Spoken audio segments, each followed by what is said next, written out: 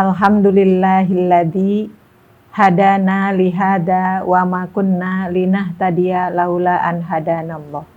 Asyhadu an la ilaha illallah wa asyhadu anna Muhammadar Rasulullah amma ba'du.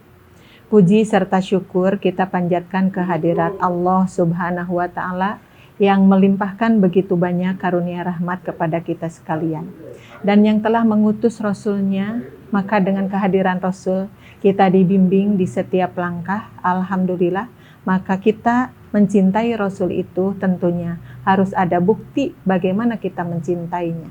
Oleh karena itu, di dalam kesempatan ini saya akan menyampaikan sebuah bahasan, insya Allah akan diambil dari sebuah ayat dari surat Al-Baqarah ayat 151. Di sini Allah Subhanahu wa Ta'ala menjelaskan tentang tugas Rasul.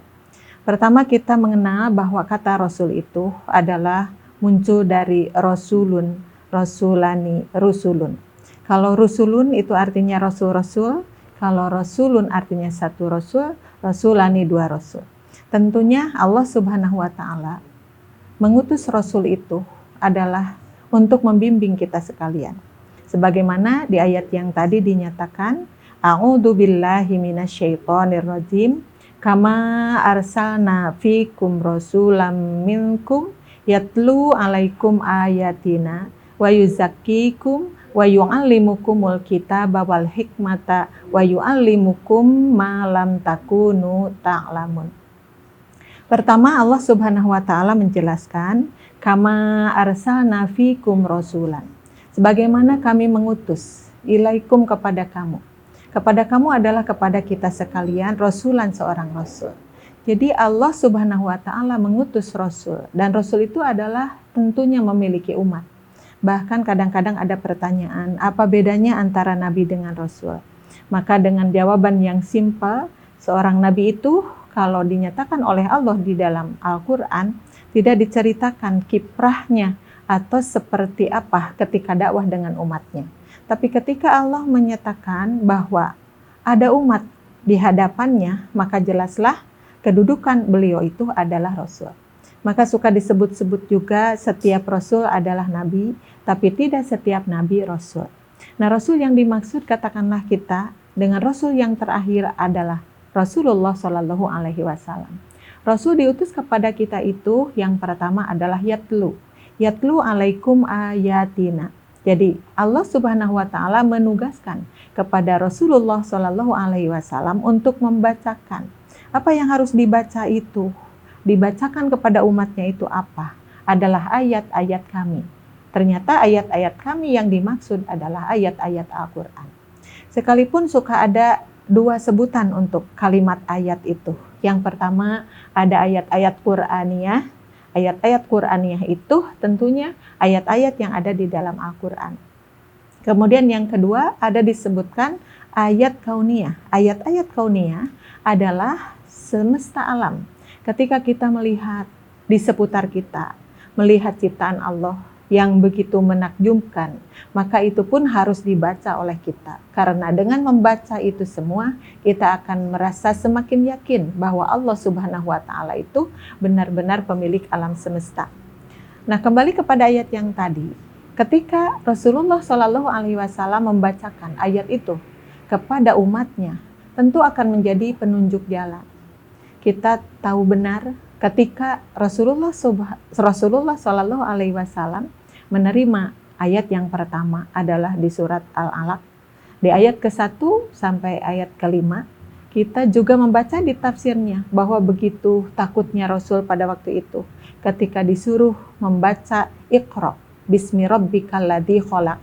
Beliau pernah menjawab dengan jawaban yang sangat menggambarkan bahwa beliau itu khawatir, menandakan bahwa beliau itu panik dengan ucapan ma ana biqari'in, aku tidak bisa membaca.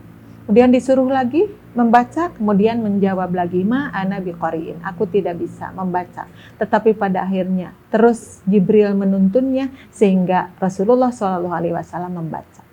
Nah, yang paling menakjubkan dari Rasulullah, Allah Subhanahu wa Ta'ala memang menakdirkan kepada beliau itu tidak membaca, tidak bisa membaca, tidak bisa menulis.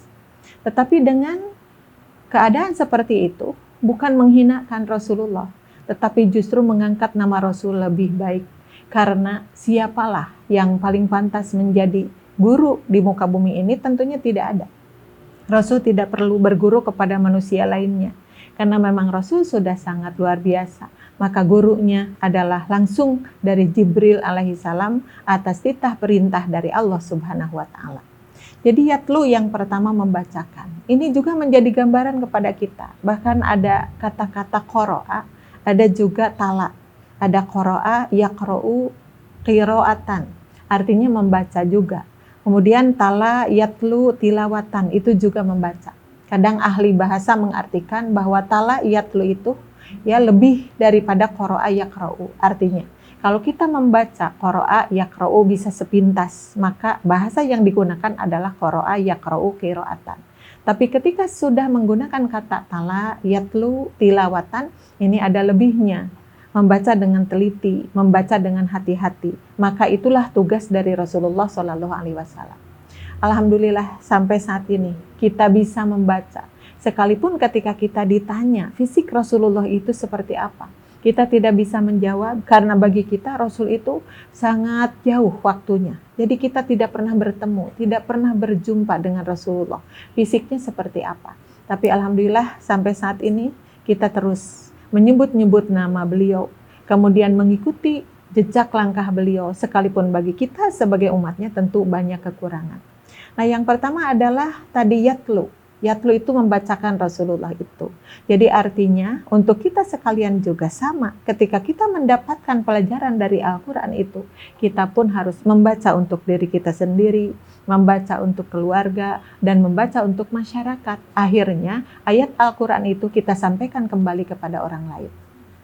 Maka begitu agungnya ketika ayat Al-Quran dibaca oleh kita, sesudah itu kemudian disampaikan kepada yang lain. Maka disebut-sebut di dalam matan sebuah hadis itu adalah afdolus sodakoti man ta'allamal qur'ana wa 'allamahu. Afdolus sodakoti, yang paling utama dari sodakoh itu tiada lain adalah man ta'allamal qur'ana, barang siapa yang belajar Al-Quran. Belajar Al-Quran dengan seksama, alhamdulillah. Padahal Al-Quran itu menggunakan bahasa Arab. Kita bukan bangsa Arab, tetapi kita diberi kecerdasan oleh Allah sehingga kita bisa membacanya sekalipun kita tertatih-tatih di awal belajar Al-Quran itu, alhamdulillah. Jasa Rasulullah SAW sudah sangat kita rasakan, alhamdulillah. Indah mengenal Al-Quran, enak mengenal Al-Quran karena segala aturan yang baik-baik ada di sana, alhamdulillah. Nah, yatlu membacakan yang tadi tentunya. Kita tadi pertama belajar ta'allama Qur'ana, belajar Al-Quran. Setelah itu wa'allamahu. Setelah kita belajar, kemudian kita mengajarkannya. Kita mengajarkan kembali Al-Quran itu kepada orang lain. Alhamdulillah, begitu banyak majelis taklim di mana-mana. Orang yang penghafal Al-Quran, apalagi sekarang, dan menyampaikan kembali ilmu-ilmunya atas jasa dari Rasulullah SAW. Selain itu, tugas Rasulullah juga yang kedua adalah, tadi yatlu alaikum ayatina, yang kedua wa yuzakkikum. Tugas Rasul itu adalah yuzakikum, membersihkan, menyucikan diri kamu. Suci dan bersih dalam hal ini tiada lain adalah dengan tuntunannya, dengan contoh-contoh dari Rasulullah SAW. Maka kita sebagai umatnya tergerak untuk membersihkan diri, untuk meninggalkan hal-hal yang tidak baik. Maka dengan tuntunannya kita mengikuti Al-Quran, mengikuti contoh dari Rasulullah, maka pada akhirnya kita bisa membersihkan diri dengan meninggalkan dosa-dosa setahap demi setahap. Yuzakkikum di situ adalah membersihkan diri utamanya. Kemudian setelah itu wa yu'allimukumul kitaba. Kemudian Rasulullah juga punya tugasnya mengajarkan Al-Quran itu. Kalau tadi yang pertama adalah cuma membacakan, yang ke satu ya, yang pertama cuma membacakan, kemudian yang ketiganya adalah yu'allimukumul kitaba, mengajarkan. Tentu kita melihat ya kehidupan Rasulullah pada waktu itu dengan para sahabat. Begitu apik, begitu teliti. Ketika Rasulullah mengajarkan Al-Quran kepada mereka itu sangat hati-hati. Dan alhamdulillah penghafal Al-Quran kemudian tersebar luas di sana. Kemudian sampai ke kita, ke zaman kita sekarang semakin banyak orang yang mencintai Al-Quran. Atas dasar itu pelajaran dari Rasulullah SAW. Yu'allimukumul kitabah, tentu kita untuk mempelajari Al-Quran itu Ini pahalanya sangat luar biasa, karena jangankan mengajarkan tafsirnya, jangankan mengajarkan sepenuhnya dari Al-Quran itu, bahkan ketika orang membaca saja, membaca Al-Quran itu pun sudah ada jaminan dari Allah Subhanahu wa Ta'ala. Ada disebut-sebut di dalam salah satu matan, man qara'a harfan min kitabillah falahu hasanatun. Barang siapa yang membaca satu huruf saja dari Al-Quran itu, falahu hasanatun, maka dia akan mendapat satu kebaikan. Wal hasanatu bi asyri amsalihha, dan satu kebaikan itu akan dilipat gandakan menjadi 10 kebaikan. Ini yang luar biasanya dari mempelajari Al-Quran. Dan untuk yang terakhir adalah Rasulullah mengajarkan kepada kita wa yu'allimukum ma lam takunu ta'malun. Ta'lamun, malam takunu ta'lamun. Dan Rasulullah mengajarkan kepada kamu, yaitu kepada kita sebagai umatnya itu, malam takunu ta'lamun, apa yang belum pernah kamu ketahui, diajarkan oleh Rasulullah. Ketika kita tidak mengetahui, kemudian datanglah pelajaran dari Rasulullah, sehingga kita jadi memahami. Masya Allah, ya, yang namanya kitab diajarkan, kemudian dengan hikmahnya malah, ya, hikmahnya itu suka disebutkan oleh ahli tafsir adalah Al-Quran dengan sunnah Rasulullah Shallallahu Alaihi Wasallam, yaitu yang ketiga tadi, ya, wa yu'allimukumul kitaba wal hikmata. Jadi Rasulullah mengajarkan kepada umatnya satu Al-Quran, kemudian yang kedua sunnahnya, yaitu perjalanan Rasulullah itu diungkapkan di dalam hadis-hadis sahih, di dalam hadis-hadis hasan sebagai petunjuk bagi kita sekalian untuk melangkah ke arahnya, mengikuti Rasulullah SAW. Yang keempatnya tadi malam takunu ta'lamun. Jadi betapa ketika kita kosong ilmu itu, kemudian datanglah ilmu itu dan jadilah kita memahami semua tuntunannya. Oleh karena itu, dengan ayat yang ini kita bisa menyimpulkan bahwa tugas Rasulullah itu ada 4.